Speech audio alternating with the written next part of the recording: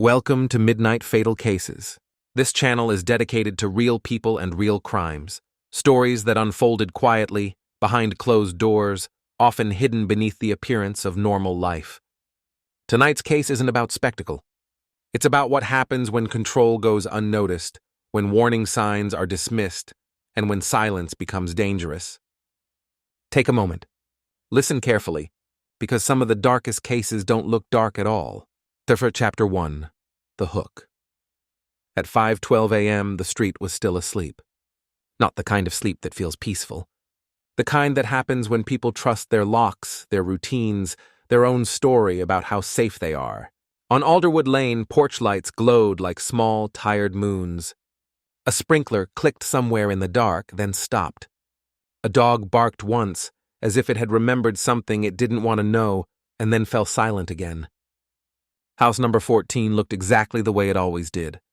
White trim, fresh paint. A wreath on the door that changed with the seasons. A neat row of shoes on the porch, arranged with the kind of care that suggests order is a moral choice. And behind that door, nothing moved. The call came in as a welfare check. A friend who couldn't reach anyone. A coworker who said it wasn't like them. A school administrator who didn't like the sound of a child missing 2 days in a row without a message.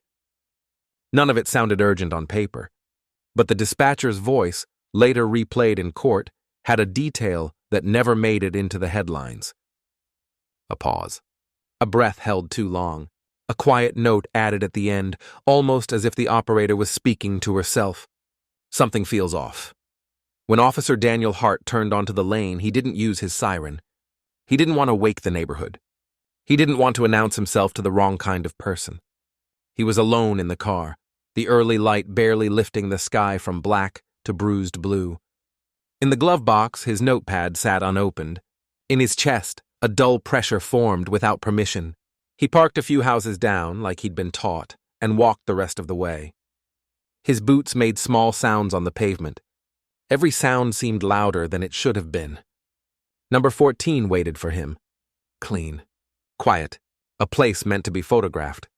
There was a minivan in the driveway. A family sticker on the rear window. 2 adults, 2 kids, a smiling dog. The sort of tiny cartoon that tells the world, we belong to the good side. Daniel paused at the walkway. He looked at the front windows. The curtains were drawn. Not in a casual way. In a sealed way. He stepped closer. On the porch, the wreath was slightly crooked, just a few degrees off. A detail so small it would normally mean nothing. But on a street built out of perfection, even a crooked wreath felt like a warning. He knocked once. Then again a little harder. Police, he called, calm and steady. Welfare check. Is anyone home? The house answered with nothing. Daniel tried the doorbell. A bright chirping sound echoed inside, then stopped. He listened. If you've ever stood outside a quiet house at dawn, you know that silence isn't empty. It has texture. It presses back. Daniel looked down. Near the doormat, a thin line of dust had collected along the threshold, as if the door hadn't opened in days. There was a folded flyer wedged under the mat corner, something from a local charity drive. Unmoved, unnoticed, he radioed in. Routine. Location. No response. Then, like a thought he didn't want, his eyes drifted to the side gate. A wooden gate leading into the backyard. Latched but not locked. A small strip of paint near the latch was scraped away, fresh enough to look pale under the porch light. Daniel didn't touch it yet. He stood there for a moment, letting his training argue with his instinct. Welfare checks are supposed to be simple. A sleepy parent answers in pajamas. A confused elderly man forgets his phone. A teenager is mad at the world and ignores the door. This felt different. Across the street, a neighbor's blinds moved, just slightly, like someone was watching through a crack. Daniel raised his hand and knocked again, louder this time. He made his voice friendlier, almost apologetic. Hello? It's Officer Hart. We just need to make sure everyone's okay. Still nothing. He moved to the side gate. He touched the latch with 2 fingers. It was cold. It lifted too easily.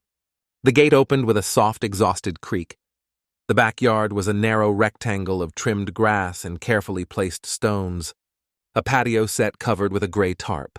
A small plastic slide for a child, tipped slightly into the lawn as if abandoned mid-play. Everything looked normal. That was the problem. Because normal is a costume. And sometimes, the most frightening thing is how well it can fit. Daniel walked a few steps in. The air smelled damp like soil after a watering. Then under it, something else. Faint. Metallic. So slight he almost blamed his own imagination. He stopped near the back door. The back door was glass, but the blinds were shut. There was a small gap at the bottom where one blind slat didn't meet the next. Daniel crouched. He didn't press his face to the glass. He angled his eyes toward the gap, just enough. Inside, he could see a strip of kitchen floor, pale tile, a shadow of a chair leg, a corner of a rug, and something darker near the baseboard. Not a shape, more like a smear, as if someone had tried to wipe something away and failed. Daniel stood up fast. His heart had started beating in a quicker, tighter pattern, like it wanted to outrun his thoughts. He tried the handle. Locked. He knocked on the glass this time, sharp and quick. "Police," he said again, voice lower now. "If you're inside, you need to answer me." No movement. No footsteps. No cough. No television. No life. On the patio, near the tarp-covered table, a child's cup sat on the ground. A bright yellow cup with a cartoon sea turtle. The lid was off. Inside, the last sip of liquid had dried into a sticky ring. A small thing. A domestic thing. The kind of object that belongs to mornings, not to mysteries. Daniel took out his radio again. He asked for backup. He kept his voice professional, because the alternative was admitting the truth to himself. This wasn't a missed appointment. This wasn't a dead phone battery. This was a house holding its breath. A few minutes later, a second patrol car arrived. Officer Maya Reyes stepped out, eyes already scanning. They didn't talk much at first. They didn't need to. The scene spoke in small, unsettling syllables. Maya tried the front door again. Daniel pointed out the dust line. The crooked wreath. The silence that felt weighted. Maya's jaw tightened. "Okay," she said, quiet. "We do this by the book." They radioed dispatch. They announced themselves again, loudly, clearly, for the record. They gave the house every chance to become ordinary. It refused. Maya walked to the window beside the door and cupped her hands to reduce the glare. Daniel watched her face change, slow and careful, like a curtain falling. "What?" he asked. Maya swallowed. "I can't see much," she said. "But there's something on the floor in the hallway. Something knocked over." They moved back to the porch. Maya pulled out the slim toolkit officers carry for situations like this. Not a battering ram. Not a dramatic kick. Just the quiet, procedural force of someone opening a door that doesn't want to open. Before she started, Daniel looked up and down the street again. More blinds were shifting now. More people watching. Not out of cruelty. Out of that human need to confirm that horror lives somewhere else. Maya worked the tool into the doorframe. The metal clicked softly. The lock resisted, then gave. The door opened a few inches. A stale breath of air slid out, colder than the morning.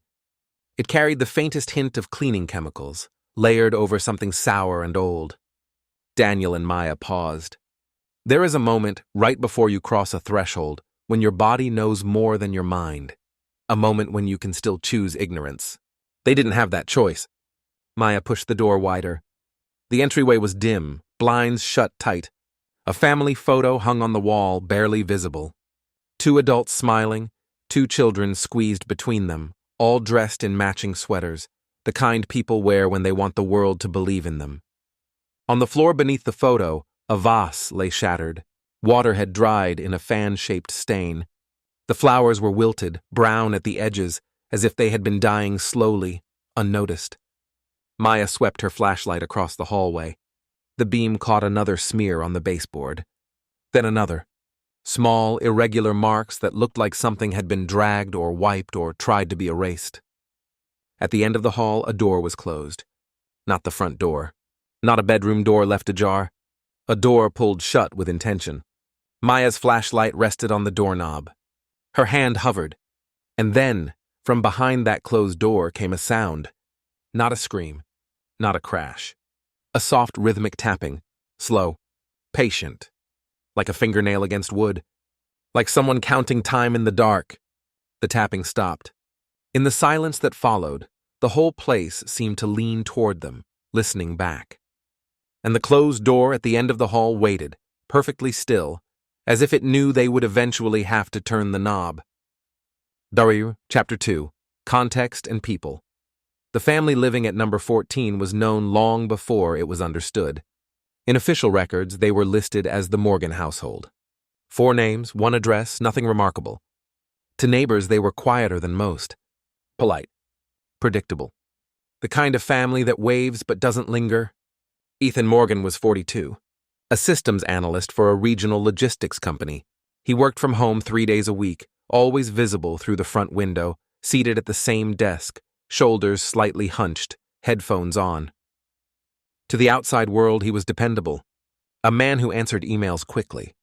A man who paid his taxes on time. A man who kept his lawn trimmed to regulation height. He jogged every morning at exactly 6:30. Same route. Same gray hoodie. Same measured pace. People trusted consistency. They trusted Ethan. His wife, Laura Morgan, was 39. She volunteered at the elementary school library twice a week. She organized bake sales. She remembered birthdays. Her social media presence was carefully curated: family hikes, smiling children, captions about gratitude and balance. If there was tension in her life, it didn't make it into photographs. Friends described her as gentle, soft-spoken, someone who listened more than she talked. What they didn't say, what they later struggled to articulate, was how carefully Laura managed herself, how she seemed to rehearse even small conversations, how her smile sometimes arrived a fraction of a second too late. The children were Emma and Noah. Emma was 11, old enough to be observant, young enough to still believe explanations when adults offered them confidently. She was a good student, quiet in class. Her teachers wrote words like thoughtful and mature for her age.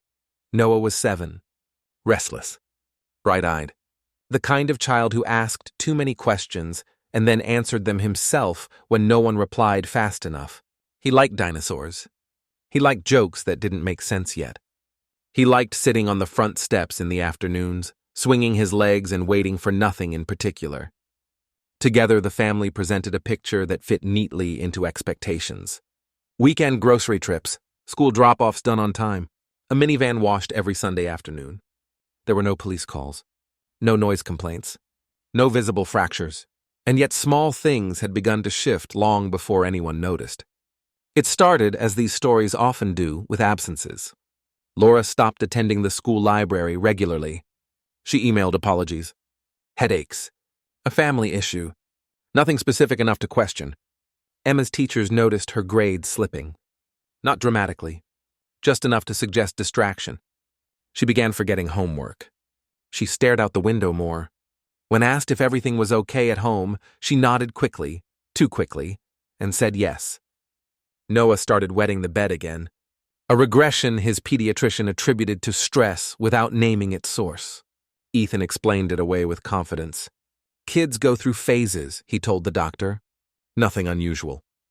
And when Laura sat beside him, she agreed. Neighbors later recalled that they saw her less often outside. She stopped gardening, stopped chatting over fences. The house grew quieter in the afternoons. The blinds stayed closed longer. Still, nothing rose to the level of alarm. Because discomfort is easy to ignore when it arrives quietly. There were, however, moments that only made sense in hindsight. One neighbor, Patricia Coleman, remembered hearing raised voices late one night. Not shouting, not screaming, just intensity. Sharp, clipped sentences that cut off abruptly. She remembered thinking about calling someone, then deciding against it. They're probably just arguing, she later said. Everyone argues. Another neighbor noticed Ethan scrubbing the driveway one afternoon with unusual focus. Not just washing it, scrubbing. As if a stain had offended him personally. When asked casually what he was doing, he smiled and said, "Just keeping things nice." Laura began wearing long sleeves, even when the weather warmed. When asked if she was cold, she laughed lightly and said she always was. There were no bruises visible, no marks anyone could point to and say, "This is wrong." Abuse doesn't always announce itself loudly. Sometimes it whispers. Inside the house, routines became stricter. Dinner at 6. Homework immediately after. Television only on weekends. Ethan framed it as structure. Discipline. Preparation for the real world. Laura enforced the rules without argument. When Emma once asked why things felt different lately, Laura hesitated before answering. "Families change," she said softly. "That doesn't mean they're broken." The children learned not to ask again. At night, lights went out early. The house fell silent before the rest of the street. But silence doesn't mean rest. According to later digital evidence, Laura began searching for phrases late at night on her phone. How to help a spouse with anger. Signs of emotional abuse. Can children be affected by yelling? The searches stopped abruptly 2 weeks before the welfare check. Her phone activity went dark. Ethan's emails during that same period grew shorter, more abrupt. His work performance, according to his employer, improved. Control, it seemed, was working for him. There were no journal entries from Laura. No diary. No confessions left behind. Just a house that looked perfect from the outside. And a family slowly rearranging itself around something unspoken. The day before anyone noticed something was truly wrong, Emma didn't show up for school. The attendance office called the house. No answer. They marked her absent and moved on. Noah's teacher sent a follow-up email asking if everything was all right. The email bounced back. That was the first official crack in the story. Still, it took another 24 hours before concern became action. Because perfect families are given the benefit of the doubt longer than most. Because no one wants to believe that horror can exist behind a door decorated with seasonal wreaths. And because by the time silence becomes noticeable, it has usually already done its work. Docker Chapter 3, Escalation. Inside the Morgan house, time began to behave differently. Days still passed. Mornings still arrived. But the space between moments stretched, thinned, and twisted under pressure. What later investigators would describe as escalation did not look dramatic from the outside. There were no shattered windows, no neighbors calling emergency services in the middle of the night. Instead, there was tightening. Ethan's routines became more exacting, more rigid. Any deviation irritated him in ways he no longer bothered to hide. Shoes had to be aligned precisely by the door. Dishes washed immediately after use. Voices kept low even during play. Rules multiplied quietly. Laura adapted the way people do when resistance feels dangerous. She learned the new expectations without asking for clarification. She anticipated his moods. She redirected the children before Ethan noticed small mistakes. Her world shrank to the size of his tolerance. Emma noticed first. She noticed how her father's footsteps sounded heavier at night, how his presence filled rooms even when he wasn't speaking, how her mother flinched, not obviously, not dramatically, but in subtle ways, like bracing against an invisible draft. Emma began sleeping lightly. She learned the sounds of the house, the refrigerator's hum, the settling of walls, the difference between Ethan walking normally and Ethan walking angry. Noah sensed it too, though he didn't understand it. He became clingier. He followed Laura from room to room. He asked questions that didn't have answers. Is Dad mad at me? Did I do something wrong? Why can't we watch cartoons today? Laura reassured him every time. But reassurance without change rings hollow. Behind closed doors, Ethan's patience eroded. He criticized Laura constantly. Her tone, her timing, her ability to manage the children. You're too soft, he told her. They don't respect you. When she tried to defend herself, his voice dropped. Low voices can be more frightening than loud ones. Emma overheard these conversations from the hallway. She sat on the floor with her back against her bedroom door, knees pulled to her chest, listening to words she didn't fully understand, but felt deeply. One night, she heard something hit the wall, not thrown violently, placed there with force. After that, Laura stopped disagreeing entirely. Digital records later revealed that Ethan installed monitoring software on the home network. He framed it as protection. Security. Laura's phone activity became visible to him. Her messages. Her searches. She stopped reaching out. Isolation completed its work quietly. Emma's world narrowed too. She stopped inviting friends over. She told classmates she was busy when they asked to hang out. The truth felt too complicated to explain. Noah's behavior changed at school. He became disruptive, defiant. When asked what was wrong, he shrugged. At home, defiance was not tolerated. Ethan believed in consequences. Immediate. Educational. The children learned to fear the sound of their father's voice tightening. Laura tried to intervene once. Just once. When Ethan raised his voice at Noah for spilling a glass of juice, Laura stepped between them. "It was an accident," she said. Her voice trembled despite her effort. Ethan stared at her. Not with rage, with disappointment. "That's the problem," he replied. "You excuse everything." The argument ended quickly after that. Laura didn't speak for the rest of the evening. Later that night, Emma heard her mother crying in the bathroom. Quietly, as if even grief needed permission. Emma pressed her ear to the wall and wished, for the first time, that she were invisible. The next morning, Ethan acted as though nothing had happened. He made breakfast. He joked lightly with Noah. He kissed Laura on the cheek before starting work. This unpredictability confused the children more than anger ever could. They learned that reality could change without warning, that safety was conditional. 2 weeks before the welfare check, something shifted again. Laura's school contacts noticed she missed another scheduled volunteer shift. When they emailed, there was no response. Her social media accounts went silent. Inside the house, she became almost mechanical. Emma later told investigators that her mother seemed smaller, as if she were slowly disappearing.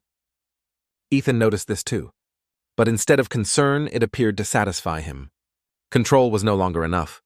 Compliance had become expected. The night before the final day, Emma woke to the sound of voices again.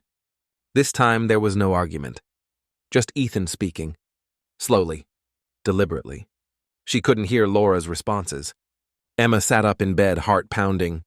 She waited for the conversation to end. It didn't. Eventually there was silence. Then footsteps. Then a door closing. Emma stayed awake until morning. By the time the sun rose, the house felt different. Heavier. Like something irreversible had settled into place. Chapter 4. The Turning Point. The morning it happened did not announce itself. There were no sirens. No screams. No sudden violence that could be heard through walls. The day began the way controlled environments often do. Quiet, contained, almost orderly.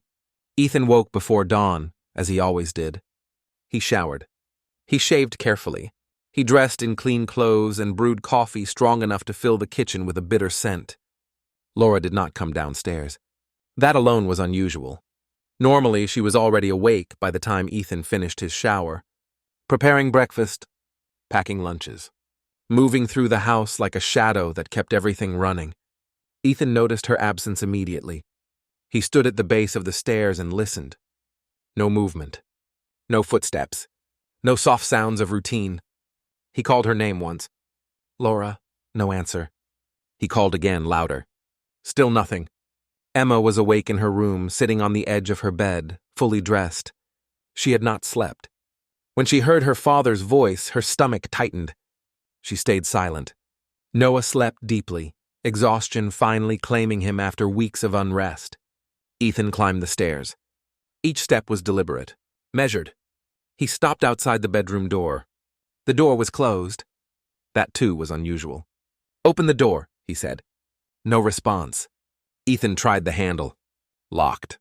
Something cold and sharp moved through him. He knocked once. Hard.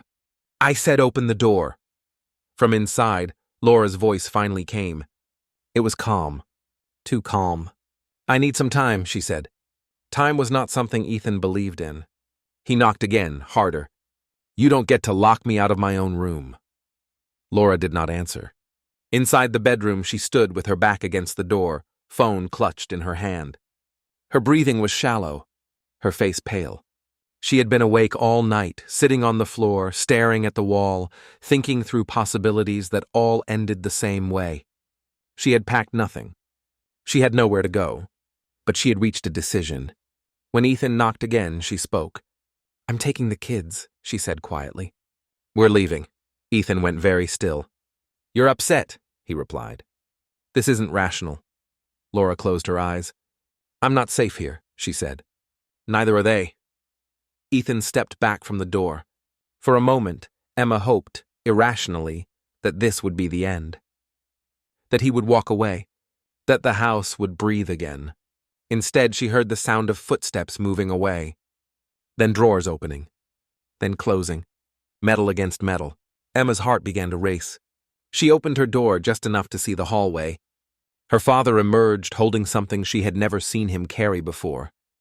A small, heavy object gripped tightly in his hand. He did not look at her. He walked back toward the locked door. Laura heard the change in his footsteps and knew instantly that something was wrong. Her hand trembled as she held the phone. She had typed half a message to her sister. Deleted it. Typed again. Before she could send anything, the handle on the door rattled violently. "Open it," Ethan said. "No," Laura replied. The sound that followed was sharp and final. The lock gave way with a crack that echoed down the hallway. The door burst inward.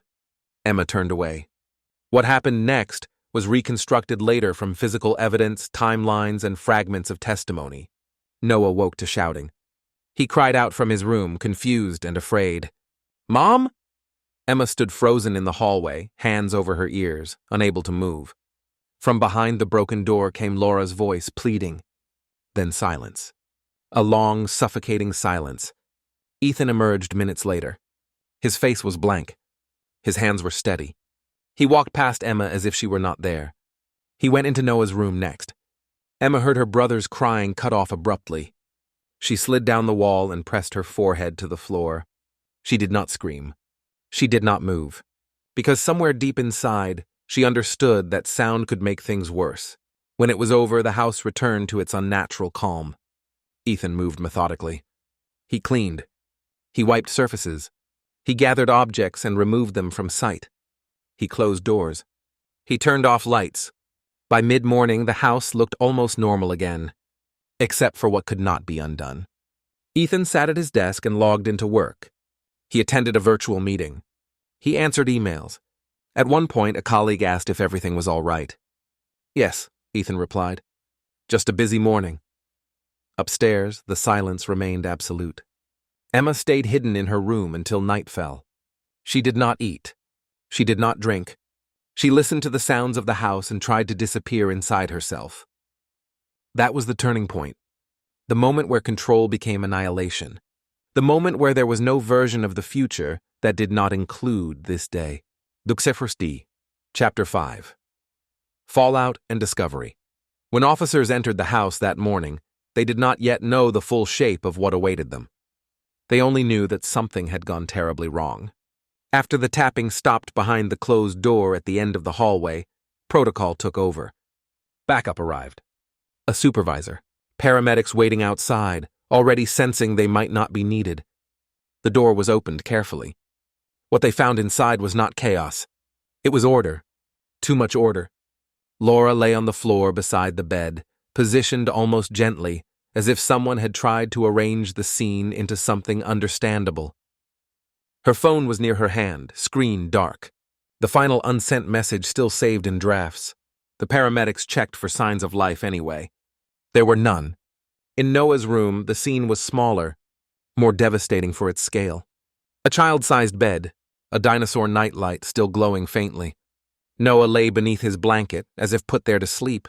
One paramedic stepped out of the room and removed his gloves with shaking hands. Down the hall, in the smallest bedroom, they found Emma. Alive, curled tightly in the corner of her closet, knees pulled to her chest, arms wrapped around her head. She did not respond when spoken to at first. Her eyes were open, but unfocused. When an officer gently placed a hand near her shoulder, she flinched violently. "It's over," the officer said softly. "You're safe now."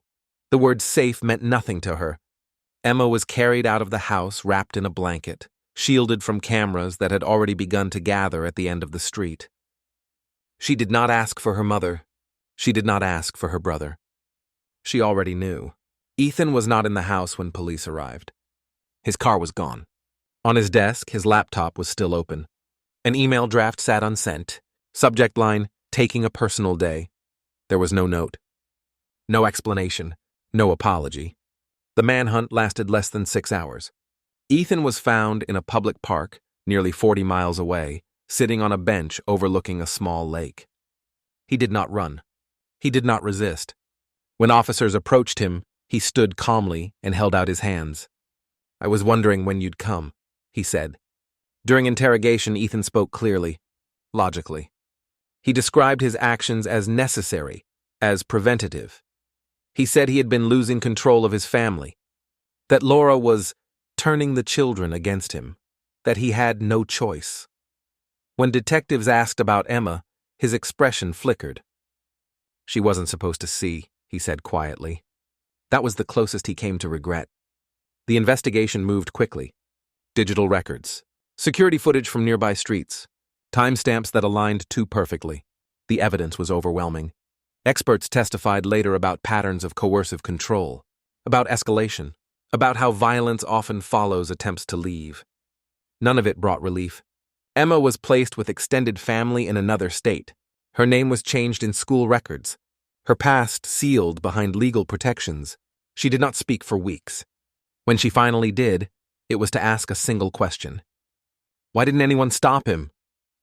There was no answer that could satisfy her. The trial was watched by the entire country.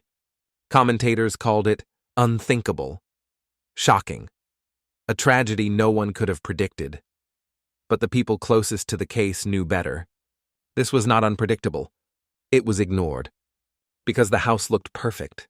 Because the family fit the image people trusted. Because warning signs that whisper are easier to dismiss than those that scream. Ethan Morgan was convicted on all counts. He was sentenced to life without the possibility of parole. He showed no visible emotion as the verdict was read. Behind him, Laura's sister wept silently. Emma did not attend. The house on Alderwood Lane was eventually sold. The new owners repainted, replaced the doors, let sunlight back into the rooms. But some neighbors swear that even now the place feels wrong, too quiet, too careful, as if the walls remember. The Vach. Chapter 6. The ending. In the weeks after the sentencing, the country moved on the way it always does. News cycles rotated. Other faces appeared on screens. Other tragedies, other storms, other scandals. The Morgan case became a reference point, a headline people remembered without revisiting. But for the people who had been close enough to smell the stale air inside that house, it did not end. It simply changed form. Officer Daniel Hart stayed on patrol, but he stopped taking welfare checks for a while. He told his sergeant he didn't sleep well. He didn't mention the part where certain kinds of silence now felt like a threat. At home, he began walking through rooms with the lights on. He double-checked doors. He listened to the refrigerator hum and wondered how something so ordinary could continue through something so final. Officer Maya Reyes requested a transfer. Not far. Just away from Alderwood Lane. She didn't want to drive past number 14 on her way to work. She didn't want to see new curtains in old windows. The neighborhood changed too. For the first month, residents kept their own blinds half open at night, as if watching could prevent repetition. They spoke more softly on sidewalks. They hugged their children longer at drop-off. Then gradually the pressure eased. Human beings adapt. The Colemans sold their home the next spring. Patricia Coleman later admitted she couldn't stop replaying the night she heard the voices. "I told myself it was a normal argument," she said in a recorded interview. "I wanted it to be normal. I wanted to go back to sleep." Emma's relocation was handled with care, but care is not the same as healing. She moved in with her aunt, Marissa Lane, in a different state under a legal name that was not hers. New school, new doctor, new routines designed to keep the past from finding her. She became, once again, the kind of child people praised. So mature, so quiet, so strong. When asked to draw her family in class, Emma froze with a pencil in her hand. Then drew a house instead. No windows, no door. Her therapist asked what the house meant. Emma said, "It keeps things in." At night she dreamed in fragments. A crooked wreath. The click of a latch. The tapping behind the door. Sometimes she woke with the taste of metal in her mouth and didn't remember why. Sometimes she woke and listened, the way she had learned to listen, for footsteps that meant danger. Marissa would sit beside her bed and promise she was safe. Emma would watch her aunt's face and wait for the smallest delay between expression and intention, the way she had learned to do with her mother. The house on Alderwood Lane sold. The new owners, Thomas and Celeste Avery, repainted and replaced the hallway carpet. They tried not to speak about the past. But old houses have habits. On certain nights, the plumbing made a tapping sound, rhythmic and traveling through the walls, a normal symptom of temperature shifts. Still, Celeste found herself pausing in the hallway with her breath held, waiting for the sound to stop.